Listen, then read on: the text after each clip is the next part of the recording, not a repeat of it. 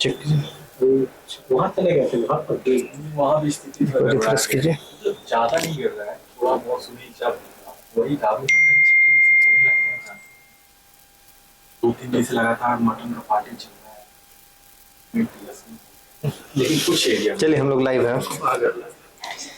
थोड़ा सा head space cut रहा है आपका।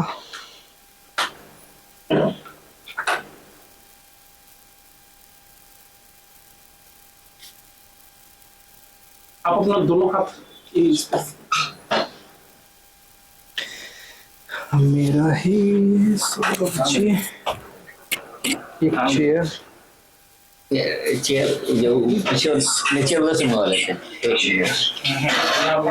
नहीं नहीं मंगवा ले रहे हैं, यहाँ पे पड़ जाएंगे। नीचे उधर से बोल देते हैं। सौरभ जी विजुअल है। आप आगे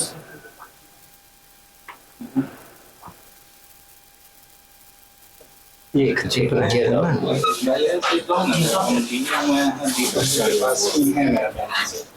उनको टच कीजिए ना।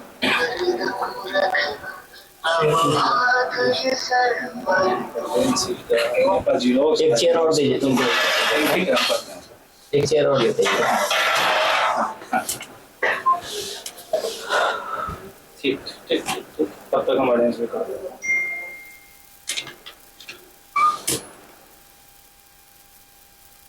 थोड़ा सा हेड और स्पेस। उसको निकाल लीजिए और आगे कर लीजिए और इधर से और आगे आप आइए, आप आगे और दो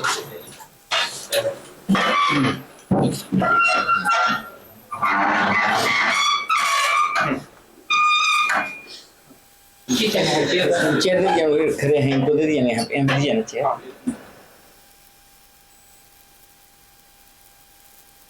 ठीक है, वो इधर से चेयर लगवा दीजिए। नहीं, पीछे रहेंगे ना, उनको नहीं आना है, भाजपा में है। नहीं लाइव है हम लोग। ठीक है, बैठे भी आओ ठीक है। ठीक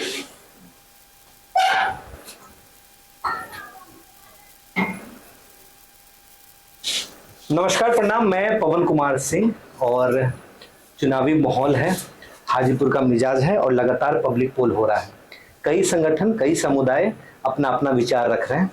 20 तारीख को यहाँ मतदान होना है। जैसा कि हमने मुहिम शुरू किया है वोट या बहाना, उस कड़ी में हम लोग अभी बैठे हैं अखिल भारतीय क्षत्रिय महासभा के जितने भी पदाधिकारी हैं उनके साथ और कई वर्ग के लोगों के सर्वे के साथ अब ये सर्वे यहाँ पहुंची है। आज प्रचार प्रसार बंद हो जाएगा जहां जहां भी जिन भी लोकसभा पे ये होना है और ठीक 48 घंटे बाद यहाँ पोलिंग शुरू हो जाएगी। 20 तारीख को यहाँ इलेक्शन होना है। मुख्य धारा के किनको कैंडिडेट मानते हैं आप लोग? अखिल भारतीय क्षत्रिय महासभा श्री राम वंशज, जिसका मैं प्रदेश उपाध्यक्ष हूँ, ठाकुर अरविंद सिंह चौहान। एक फैन बन कर हम लोग। ये संगठन ये फैन बन कर वही वही जी। मुख्य धारा के किनको कैंडिडेट मानते हैं हाजीपुर के लिए? हमारी संगठन भारतीय जनता पार्टी से समर्थित लोक जनशक्ति पार्टी के अध्यक्ष चिराग पासवान जी को अपना कैंडिडेट अच्छी तरीके से मानते हैं। क्या कारण है कि जो क्षत्रिय महासभा उसका झुकाव ये मैं बोल सकता हूँ कि झुकाव चिराग पासवान की तरफ हो रहा है? यहाँ हो रहा है। तो क्या कारण रहेगा कि ये क्षत्रिय महासभा का झुकाव अखिल भारतीय का चिराग पासवान की तरफ होने जा रहा है? सबसे बड़ी बात है, चिराग पासवान जी आज के दौर में हर विधानसभा में अपनी दौरा कर रहे हैं। इनका काम करने का तरीका, हो सकता है कि आने वाले समय में हमारे जब सरकार बनेगी तो इन्हें एक मंत्री का पद भी मिलेगा। अगर ये मंत्री का पद को लेते हैं तो हमारे शहर, हमारा विधानसभा, हमारा लोकसभा को ये जरूर आगे की ओर लेकर जाएंगे। हर आदमी को दूरदृष्टि सोचकर किसी को सपोर्ट करना चाहिए। अखिल भारतीय क्षत्रिय महासभा इनके साथ है। इसके अलावा क्योंकि इनको मंत्री पद मिलना है और जो दूसरे कैंडिडेट हैं वो अगर जीतते भी हैं तो आपको ऐसा मानना है कि उनकी सरकार नहीं बनेगी और वो सिर्फ सांसद रह जाएंगे? वे जीतने की कल्पना कर रहे हैं, जीतने की उम्मीद नहीं है। उम्मीद नहीं है। क्या कारण वो अपने आप को यहाँ का बेटा बताते हैं और कहीं ना कहीं चिराग पासवान को बाहरी बताते हैं, इससे कितना सहमत हैं आप? जिनके पिताजी 45 साल से हाजीपुर से जुड़े हुए हैं और उनका बच्चा उसके बाद जब जन्म लिया तो वो यहाँ का बेटा हुए नहीं रहेगा। कैसे ये आपको हमारे विपक्ष के से जो लड़ रहे हैं वही यहाँ के बेटा होंगे? नहीं, उनका कहना है कि उनका जन्म महुआ में हुआ है, महुआ के बेटा है, यहाँ आपके शादी ब्याह मुंडन सारे संस्कार क्रम में वो रहेंगे और इससे अच्छा सौभाग्य हाजीपुर को क्या मिलना है? ये देश का चुनाव है और देश के चुनाव में सबसे बड़ा मुद्दा राष्ट्र होता है। ये पार्लियामेंट्री चुनाव है और हमें ये देखना है कि किसके पास विजन है और वो विजन जिस विजन में एक यूथ का भी भला हो।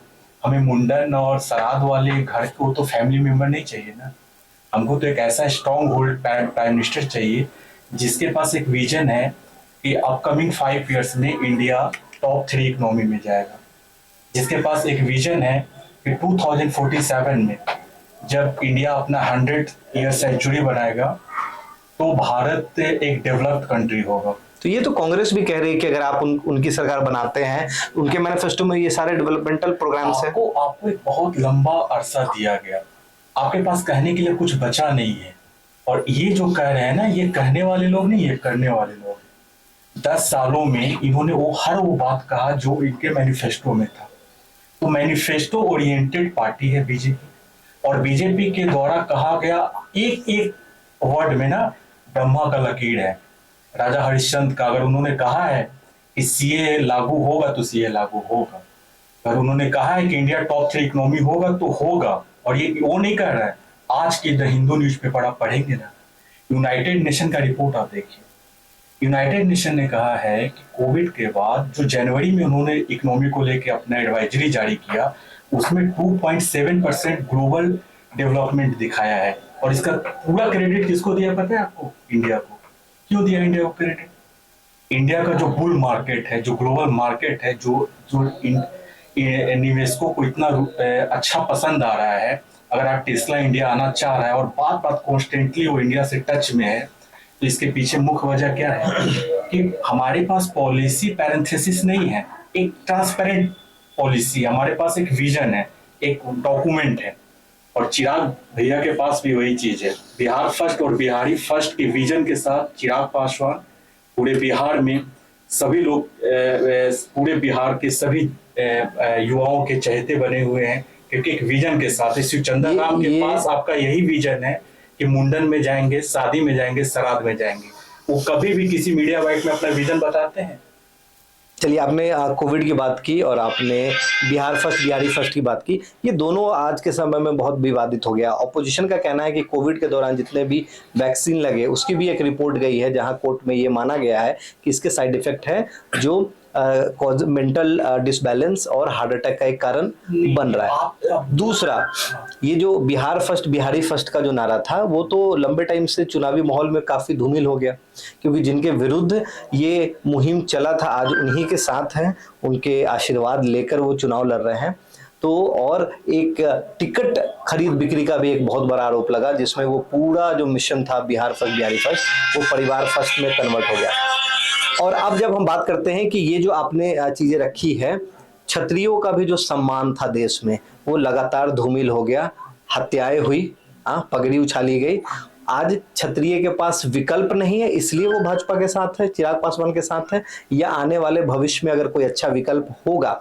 इतने वर्ष राज करने के बाद, अपना राजपाट इस भारतवर्ष को देने के बाद आज एक भी सिंगल पार्टी नहीं है राजपूतों के पास और लगातार राजनीति में राजपूतों को दरकिनार किया जा रहा है। तो क्या विचार रखते हैं आप इस पे कि इसके लिए कब राजपूतों के लिए भी कब स्वर्ण, मैं सिर्फ राजपूत की बात नहीं कर रहा, क्षत्रिय के लिए भी कब स्वर्ण वो बनेगा, किसी भी राजनीतिक दल में प्रकोष्ठ बनेगा, या कि उसकी डेडिकेटेड कोई पार्टी होगी, या सिर्फ ऐसे ही आज यहाँ कल वहां कल वहां कल वहां? देखिए, इस ये जो आपने प्रश्न किया बहुत बढ़िया प्रश्न किया, लेकिन आपको पता होना चाहिए कि जब पार्लियामेंट में ईडब्ल्यूएस आया, उसके पहले एमपी, राजस्थान और छत्तीसगढ़, ये तीनों स्टेट में राजपूत समाज ने बीजेपी को कमल की फूल हमारी भूल ये स्लोगन के साथ उन्हें हराया था। और उसी का इम्पैक्ट था कि फिर उनकी पूरी की पूरी कोर कमेटी इसकी समीक्षा की और वो रिपोर्ट आया कि पूरा का पूरा क्षत्रिय समाज आपके अगेंस्ट है, तो ईडब्ल्यूएस का हमको तोहफा मिला। तो जहां भी क्षत्रिय समाज को लगता है, चाहे दल कोई भी हो, कि ये दल हमारे विजन के साथ या हमारे सेंटीमेंट के साथ खेल रही है, अगर जब भी कोई हो, भाजपा हो या कांग्रेस हो या आरजेडी हो, अगर आरजेडी के मनोज झा जी ने पार्लियामेंट में जब बोला तो उसका आपने इम्पैक्ट देखा क्या पड़ा पूरे बिहार में। नहीं, उसके बाद भी कई लोगों ने इस चीज पे बोला। तब के तत्कालीन उप मुख्यमंत्री भी इस चीज को लगातार अपने इलेक्शन में बोलते गए। नहीं तो देखिए, अगर कोई किसी दल से अगर है, किसी पार्टी का है, तो उसकी विचारधारा कहीं ना कहीं पार्टी के आइडियोलॉजी के साथ कनेक्ट हो जाती है, उसकी मजबूरी भी होती है। लेकिन व्यक्तिगत रूप से ऐसा नहीं होता है। आप किसी एक व्यक्ति जो किसी पद पे है, किसी पार्टी में है, उसकी बात को पूरे क्षत्रिय समाज के साथ कनेक्ट नहीं कर सकते। नहीं, क्षत्रियों को क्यों नहीं मनाया जाता, हम देखते हैं, या क्षत्रियों के लिए खुलकर क्यों नहीं बोला जाता? बाकी सारे पार्टी अपने अपने केंद्रित करके आप उनको खुश करते हैं, पर क्षत्रियों को आपको ऐसा लगता है कि इनके पास विकल्प नहीं है, तो ये जाएंगे कहाँ? इसका एक रीजन है कि जैसे जब आप जर्मनी को देखेंगे, फ्रांस को देखेंगे, ब्रिटेन को देखेंगे, तो वहाँ ग्रोथ का रेशियो बहुत कम होता है, 2%, 1.5% जीडीपी होता है पूरे ईयरली ग्रोथ देखेंगे। इंडिया का, चाइना का देखेंगे तो 5%, 6%, 7% तक जाता है। इसका मेन रीजन क्या है? स्कोप बहुत है। तो लोगों को ऐसा लगता है कि क्षत्रिय समाज शुरू से काफी संपन्न रहा है, इनके पास अपने एसेट्स होते हैं, इनके पास लैंड होते हैं उतने काफी, जिससे वो जमींदार कहलाते थे। तो ये सारी ग्राउंड रिपोर्ट में लगा कि अदर कास्ट काफी बैकवर्ड है, कहीं ना कहीं आजादी के बाद भी उन लोगों में उतना प्रोग्रेशन नहीं हुआ। एजुकेशन को लेके फॉरवर्ड क्षत्रिय ज्यादा एग्रेसिव होता है। इन चीजों को लेके उन लोगों को लगा कि उनकी प्रायोरिटी ज्यादा होनी चाहिए। यही रीजन है कि और पार्टियां उन लोगों को प्रमोट करती है। और दूसरी जो संख्या आप बोले कि हर स्टेट का एक डेमोग्राफी होता है। अब डेमोग्राफी में जो कास्ट ज्यादा डोमिनेट करेगा उसका कहीं ना कहीं बैलेट पे तो मजबूत पकड़ बनेगा ही। तो उसको प्लीज करने के लिए भी एक अपीजमेंट का भी ये प्रयास होता है कि ये कम्युनिटी का वोट यहाँ ज्यादा है, तो ऐसी बातें ना बोले कि ये कम्युनिटी का सेंटीमेंट उखड़ जाए और फिर ये अगेंस्ट चला जाए। तो एक चेक एंड बैलेंस पॉलिसी हर पार्टी अपनाती है। क्षत्रियों में लीडरशिप की कमी है। क्या कमी है कि भारत में, या अगर हम बिहार विधानसभा की बात करें, वहां भी मुख्यमंत्री का चेहरा हो या और भी प्रमुख चेहरा हो, वहां इसकी कमी देखी जा रही है। अपने लोकसभा क्षेत्र में बात करें तो मुझे लगता है कि महाराजगंज और वैशाली वो दूसरा बुंदेलखंड भी कहा जाता है, और क्षत्रियों की एक बड़ी संख्या है। उसके बावजूद जो प्रभाव होना चाहिए वो यहाँ नहीं है। क्षत्रियों का तो है, मगर क्षत्रिय इतने एग्रेसिव नहीं हो पाते हैं, इसलिए दिखता नहीं है। दूसरे दल वाले जो हैं, उनके जो भी पोलर हैं बहुत एग्रेसिव होते हैं। क्षत्रिय का पोल साइलेंट गिरता है। कभी भी आप भी देखेंगे, इल्जाम तो है कि क्षत्रिय का पोल गिरता ही नहीं है। जो महिलाएं हैं, जो उनकी घर की बहू बेटी है, वो तो वोटिंग के लिए जाती ही नहीं। ये ग्राफ चेंज हो चुका है। ये पहले का था, जो पहले की बात को बार बार उसी को रिपीट किया जाता है। अब ये भी बहुत एग्रेसिव है, मगर पोलिंग में एग्रेसिव है, ना कि रोड पे दिखाने में एग्रेसिव है।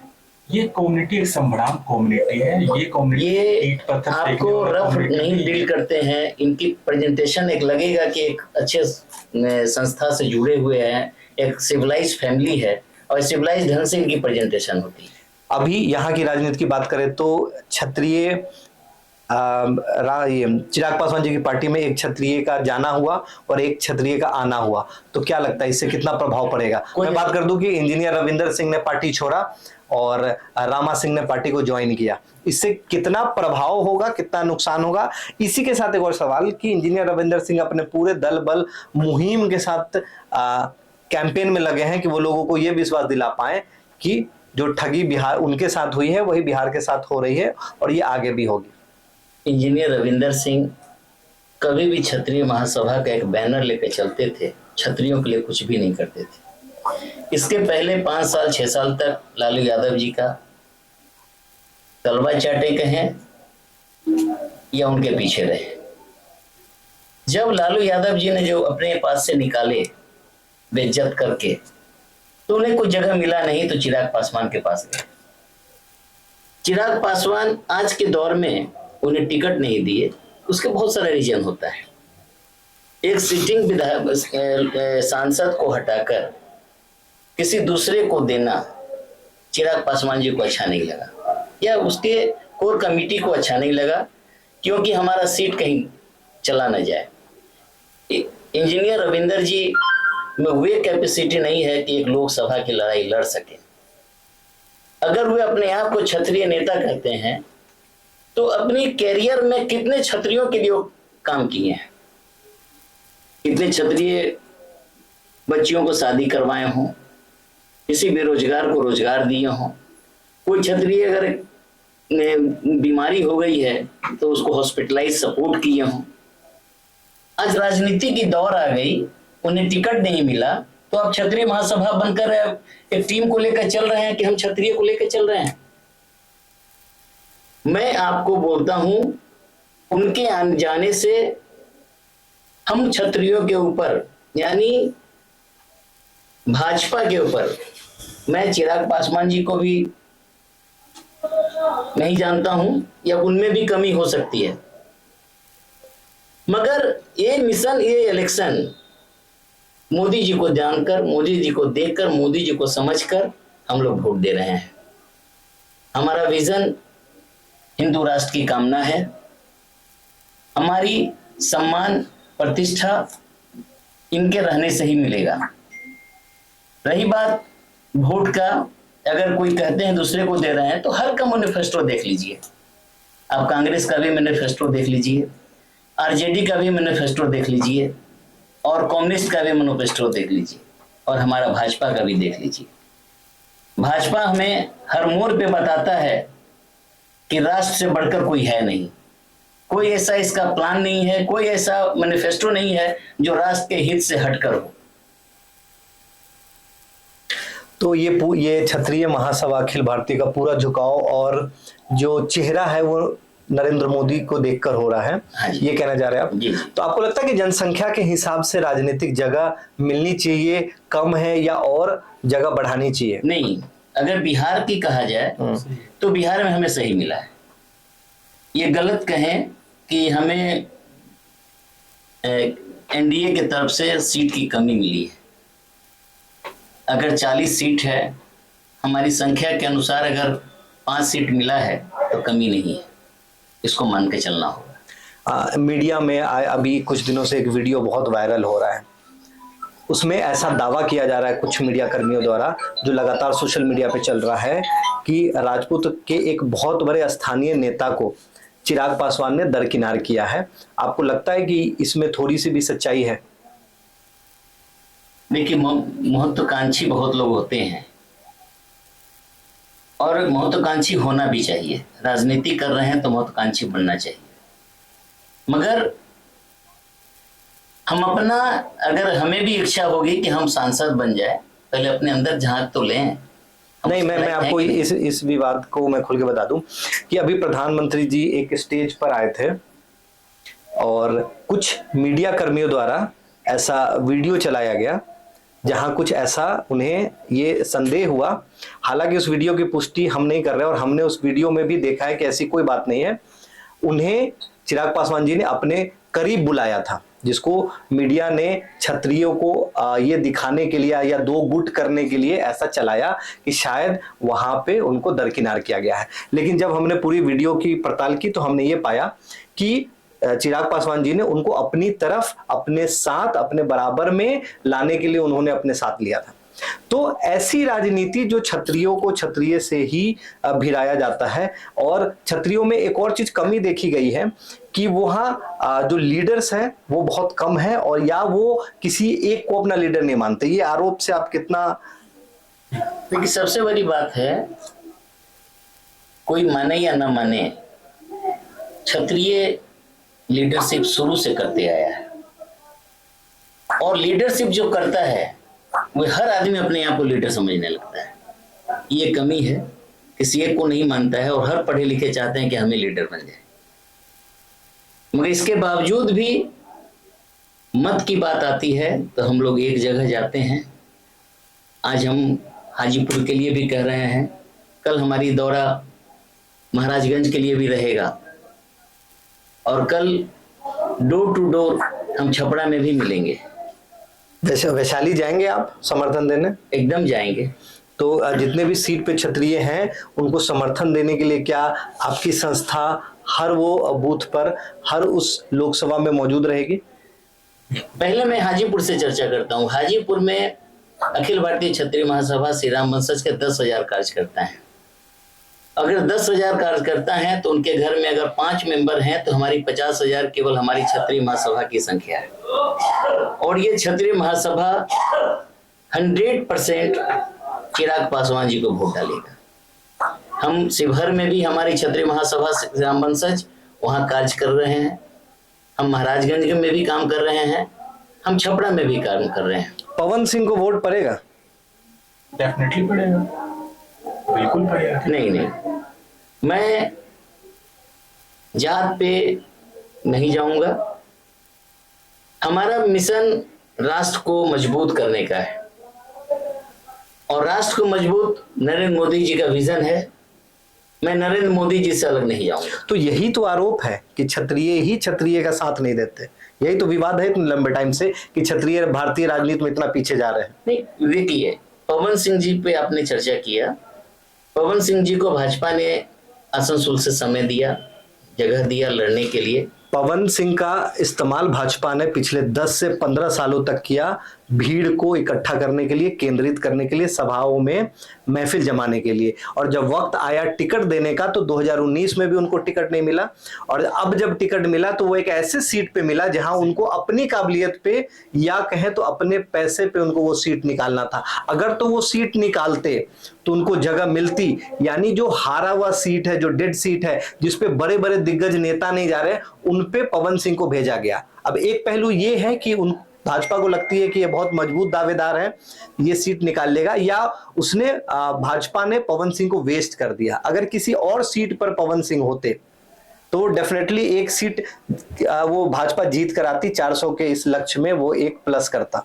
ठीक है, पवन सिंह जी का मांग आरा सीट था, और आरा सीट आरके सिंह लड़ रहे हैं जो सिटिंग सांसद हैं, और आरके सिंह एक अपने आप में पहचान है। पवन सिंह ने तो बोला बिहार झारखंड एमपी आप कहीं से मुझे कोई भी सीट दे दे, हमें कोई दिक्कत नहीं है, लेकिन आसनसोल ना दे।